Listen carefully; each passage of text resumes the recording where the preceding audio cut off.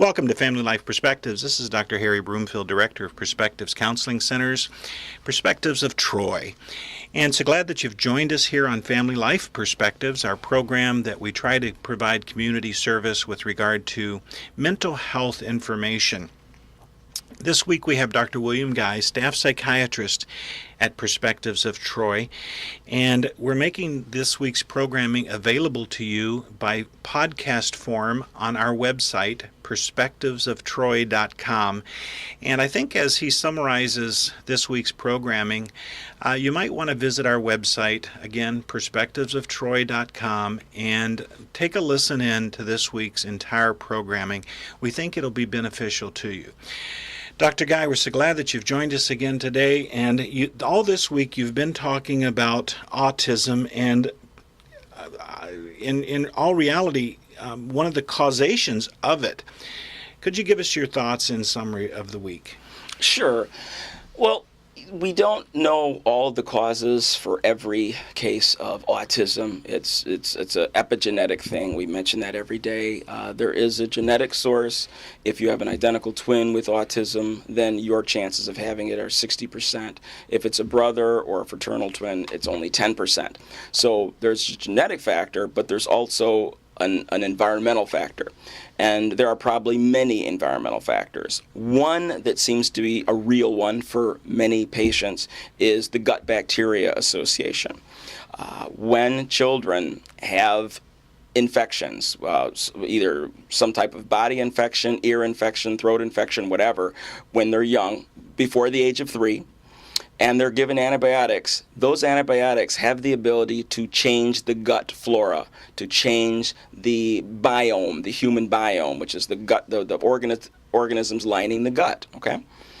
And so that it is skewed so that only the hardier bacteria survive and become a larger in number. Well, yes. Some of those hardy bacteria are Clostridium species. Clostridium, unfortunately, can produce some toxins.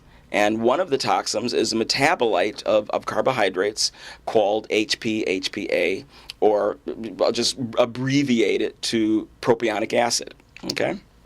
Propionic acid is a fat. It is a small fatty acid, and it gets into the blood, and it goes into the brain, into the neuron, and can switch genes on and off.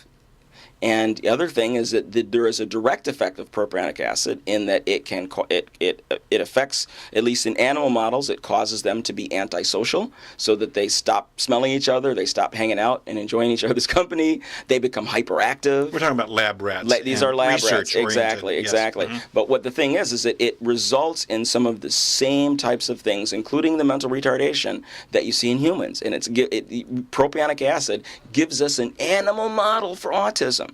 And this is what is happening in some of the guts of some people with autism. And when autistic children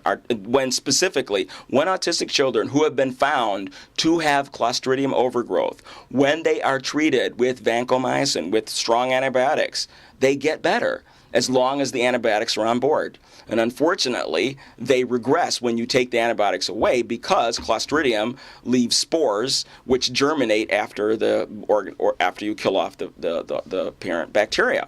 The damage is, so to speak, been done already. The damage is done, and it will recur. By the age of 3, see, between 0 and 3 years old, the gut bacteria are being established. Okay, and once you get to be 3, those are your adult bacteria for life. Okay. And unless you do something drastic, you're stuck with that complement. Mm-hmm. So if let's say you have a child who's 4 or 5 and you've got some autism already and there's some symptoms there, what can you do if they have this chronic, if you find out? And how do you find out? Well, one way of finding out directly is there's a test that can be ordered called HPA test. It's a urinalysis. Yes. And that's something that can be sent away for and gotten. I don't know how much it costs, but I'm sure it's probably over $100. Another way is to treat prophylactically with a probiotic like Saccharomyces boulardii and look for changes there. So there's like 1 capsule a day, or it's like 2 to 6 billion colony-forming units. Is that a medicine? It's over-the-counter. It's an over-the-counter probiotic. Yeah, it's made by many, many different companies, including Swanson and the rest of those guys. What's the name of it again? Okay, Saccharomyces boulardii. If you just Google Boulardii, Boulardii. Okay, and again, it's like less than $10 for a 2-month supply. It's very inexpensive. Right. But we treated my stepson with this, and who had Asperger's, and the symptoms, the social symptoms, improved substantially. And that's been a finding. If indeed this is an issue, this is reducing that population, reducing the Clostridium population makes a big difference. And we're not saying that this is the answer or the no. to Asperger's. What we are saying is, the symptoms were improved. If this is the case, if you have the classic case where you had a child where antibiotics were heavily used in those early years, and then you started seeing the autism spectrum symptoms, this is a very good thing to consider, a very important thing to consider.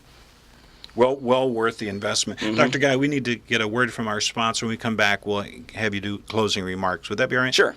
All right. Welcome back to Family Life Perspectives. This is Dr. William Guy and Dr. Broomfield talking about, actually you're talking about it, Dr. Guy, the guts of autism and the necessity of nutrition. And could you bring in some thoughts about the... Well, you mentioned the nutritional thing, and that's, again, and we said this earlier, but I guess it's important to reinforce that.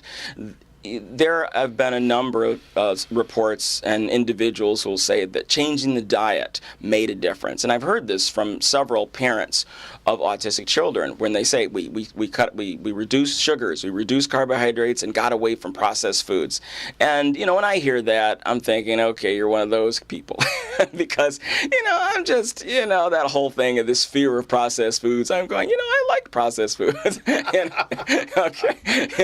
I love Stouffer's. Yeah, it's like, come on, they're not, come on, every now and then, But there is something to that. If for individuals who have Clostridium overgrowth, and we're talking about autism and schizophrenia and other certain psychotic illnesses, again, not all these people have Clostridial overgrowth, but some of them do, and that is apparently affecting the manifestation of their disorder. And so when that is the case, restricting carbs and restricting processed foods can be very helpful. Why processed foods? Because in processed foods you have propionic acid. Propionic acid, as we mentioned, is associated with autism-like symptoms, okay? Yes. Propionic acid, well, for one thing, HPA, which is hydroxyphenyl hydroxypropionic acid, which is what you see as the metabolite that is produced by these Clostridia.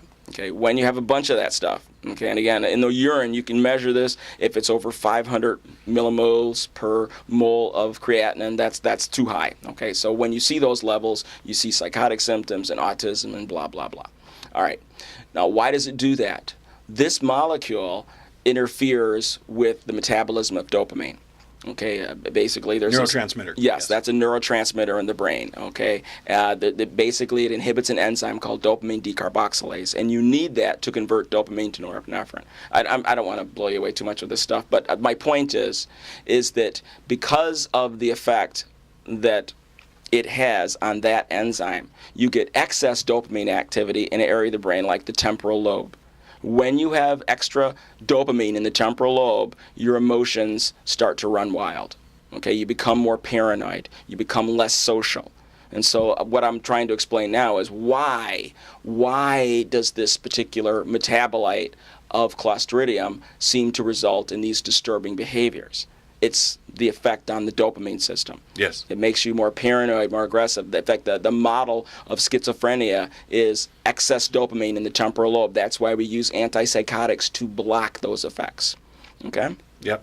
So what we're seeing is a similarity. This gut bacteria thing is found in people with psychotic illness such as schizophrenia and in some autistic children. Not all schizophrenia, not all autism, but in some.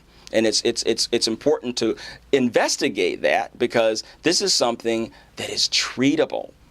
Okay, compared to if by not knowing what's causing it, then you have no way of treating it except for behavioral modification. Yes. But when it is due, when we discover that it is due to bacterial overgrowth, then that's actually cause for rejoicing, because now, by using probiotics or some other strategy, and there are other strategies that may be forthcoming, such as ways to break down this propionic acid. That's something we can look at. I mean, there are potentially other therapies coming, but at least knowing what's causing this gives us some degree of control and gives us an idea as to where we can go from there.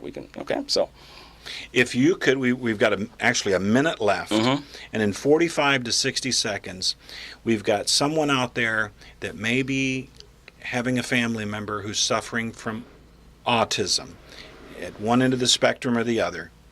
Is there one bit of offering that you could give that parent to help their situation with regard to general information that we've talked about as far as a good summary, on the internet, you can go to YouTube, and there is actually the CBC called The Nature of Things is the name of the television show. The Nature of Things. The Nature of Things. And the title that you want is The Autism Enigma, and they cover what we've discussed today. They discuss some of the things that we talked about today. Very valuable. The Nature of Things is the program. The Autism Enigma. The Autism Enigma. Dr. Guy, this has been a wonderful program. Any closing additional thoughts? We've got 30 seconds here, and I just hate to close it up here without ringing you out with value here. Yeah, in that short period of time, I would just recommend something we've said already, is that whenever we are treating ourselves with antibiotics or our loved ones, please remember, regardless of whether your doctor says anything or not, probiotics. That's the main utility of probiotics. Our gut bacteria matters, okay? Even though we don't see them, they still work for us, and they can work against us if they get out of balance. And antibiotics have the ability to do that. And probiotics help restore that balance. Indeed, and it's an over-the-counter supplement sold in health food stores, those drugstores, wherever. All right, Dr. Guy, again, thanks for being here this week.